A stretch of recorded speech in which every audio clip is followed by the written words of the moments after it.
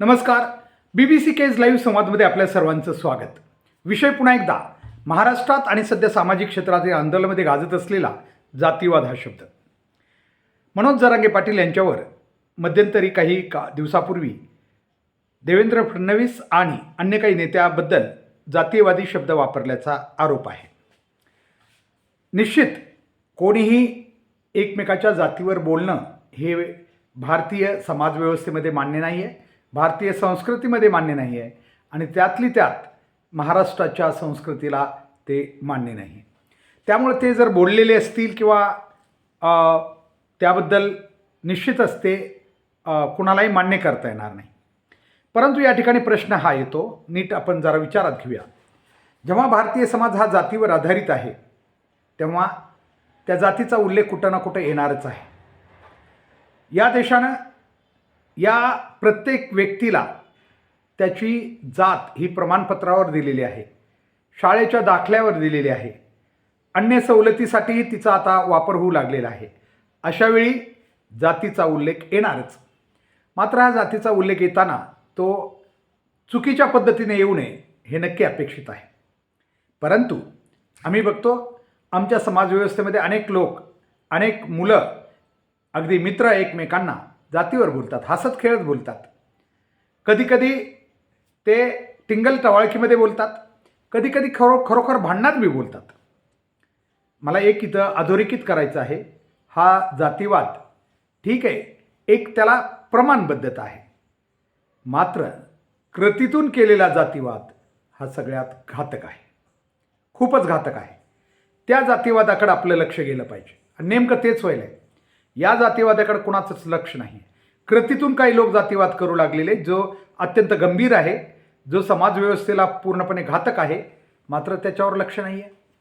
आपल्याला माहिती आहे देवेंद्र फडणवीस यांनी स्पष्टपणे हे जाहीर करून टाकलेलं आहे की भारतीय जनता पार्टी ही ST OBC या समाजाचा DNA आहे किंवा ST OBC म्हणजेच भारतीय जनता पार्टीचा DNA आहे. हे वाक्य जातीवाद अधोरेखित करत नाही का, हे आपण अगोदर लक्षात घेतलं पाहिजे. खरोखरच हा भारतीय जनता पार्टीचा DNA आहे का?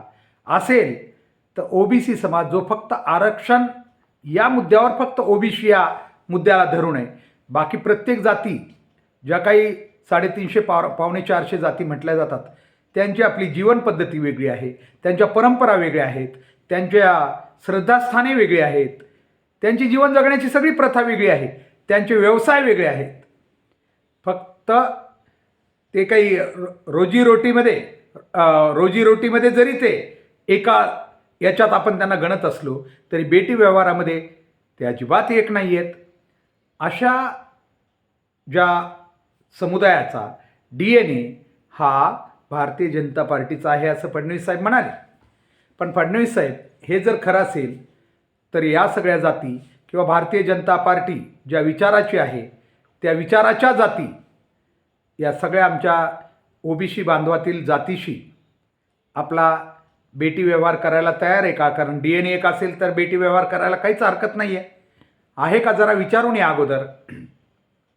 हा एक जातीवाद आहे असं आमचं म्हणणं आहे. खरा जातीवाद हा आहे. जरांगे पाटलाचा जातीवाद हा गंभीर नाही, घातक नाही, धोकेदायक नाही आहे. कारण तो 2 शब्द बोलतात, समजा बोलायला तर नको होता, मी अगोदरच सांगितलं, पण जरी बोलले असतील तरी ते घातक नाही आहे. मात्र कृतीतून केलेला, एखाद्या समाजाच्या बद्दल केलेली घृणा, द्वेष जे कोणी करत आहेत, मग त्याच्या शासनातील लोक असतील किंवा इतरही समाज बांधव असतील जे द्वेष करतात, म्हणजे मोठा समाज असेल त्यानं जातीवर काही बोललं की तो जातीवाद, आणि छोट्या समाजानं जातीवर बोललं तर ते परिवर्तन किंवा बाकी, हे अशा व्याख्या कशा आपल्याला करता येतील? अशा व्याख्या करता येणार नाहीत. जर खरोखरच आपल्याला समाज म्हणून पुढे एक होऊन जायचं असेल तर आपण एकमेकाच्या मर्यादा अजिबात ओलांडता येणार नाहीत. फक्त मतदान व्हावं, मतदानासाठी समाज आपल्याकडे झुकावेत, यासाठी अशा व्याख्या करून आकर्षित करणं, मला वाटतंय हे समाजाप्रती केलेला सगळ्यात मोठा समाजद्रोह आणि देशद्रोह सुद्धा आहे. जे असे कृतीतून लोक जातीवाद करतात ते देशद्रोही आहेत. कोणी शिव्या देताना बोललं, कोणी काय केलं, तो मला वाटतं त्याच्यापुरता आहे. ते एक प्रतिक्रिया आहे. परंतु कृतीतून केलेला जातीवाद, मग तो मराठ्याने असू द्या किंवा इतर समाजानं असू द्या किंवा फडणवीस साहेबांच्या कृतीतून तो होत असावा, तो असेल तर तो भयंकर आहे.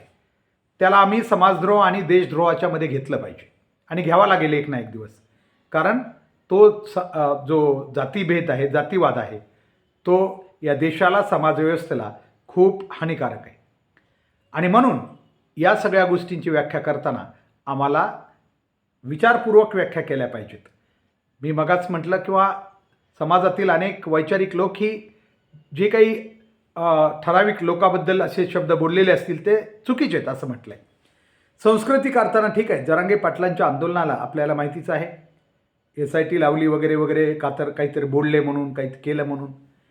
या देशात एक आवाज निघू लागलेला SIT लावायची तर कोणत्या क्षेत्रात लावली पाहिजे शासनानं, ते शासनाला लोक आता उपदेश करू लागलेले आहेत. खरंच जर तुम्हाला SIT लावायची असली, समाज खरंच शांत ठेवायचा असेल आणि त्याचा विकास साधायचा असेल तर भ्रष्टाचाराच्या क्षेत्रात झालेले असंख्य जे प्रकरण आहेत त्याच्यात SIT लावा ना. तिथं कुठंच SIT लावली जात नाही. विरोधकांनी अनेक भारतीय जनता पार्टीच्या नेत्यांचे भ्रष्टाचार उघड केले, तिथं SIT लावली जात नाही. मात्र जरांगे पाटलाच्या वक्तव्याबद्दल SIT लावली जाते, हे अत्यंत दुर्दैव आहे असं आम्हाला वाटतं. ठीक आहे, शासन आहे, त्याच्यात ताकद आहे, शासन बदलत राहतात. आज एक शासन आहे, उद्या दुसरं शासन येणार आहे. ठीक आहे, आणखी एक संधी मिळेल कुणाला जर वाटत असेल तर, पण त्याच्यानंतर तरी दुसरं शासन येणारच आहे, हे आपण सगळ्यांनी लक्षात घेतलं पाहिजे. काळ बदलत राहतो, काळामध्ये एवढी ताकद आहे.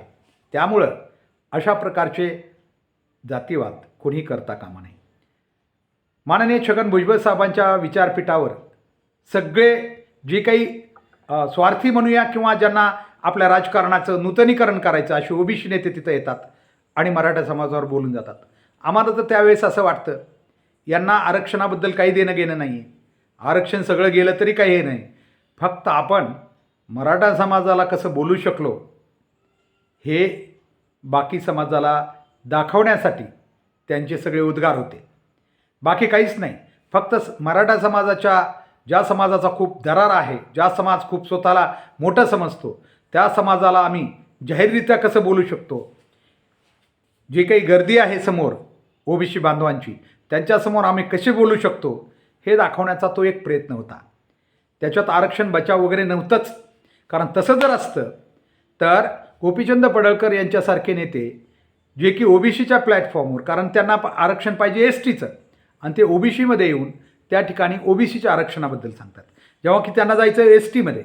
मग त्यांनी खरं तर इतर समाजाच्या किंवा मराठा समाजाच्या मदतीनं, ताकदीनं आणखीन आपल्या आंदोलनाला घेऊन त्यांनी आपल्या धनगर बांधवांचं आंदोलन लढायला पाहिजे. पण ते झालं, प्रकाशजी सेंडगे झालं, हे 2-4 नेते जे आहेत ते फक्त आम्ही कसे OBCचे नेते आहोत, कारण राजकारणात या लोकांना कुठलं स्थान राहिलेलं नाही. त्यामुळं राजकारणात आपलं स्थान अबाधित राहावं याच्यासाठी त्यांनी तो केलेला प्रयत्न आहे. परंतु आम्हाला स्पष्ट सांगायचं या नेत्यांना सगळ्यांना, ते मग मराठा असोत. आणि एक लक्षात घ्या, जरांगे पाटलांच्या पटलावर किंवा विचारपीठावर कोणीही मराठा नेता अद्याप आलेला नाही, हे OBC बांधवांना लक्षात घ्यावं.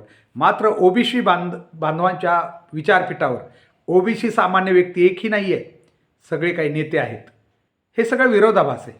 ज्या नेत्यांनी आपला समाज पूर्ण शोषून, पूर्णपणे रक्त शोषून पूर्ण त्याचं हे केलेलं आहे, निचरा केलेला आहे, तेच नेते आम्ही समाजाचे कसे आहोत हे सांगण्यासाठी आलेले. पण हे एक लक्षात घ्या, मनोज जरांगे पाटलानं जे उदाहरण दिले ते केवळ मराठा समाजापुरतं मर्यादित नाही आहे.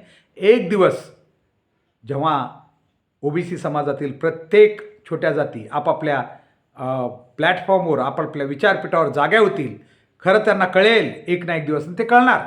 निसर्गाचा नियम आहे, सत्य कधी लपून राहत नाही.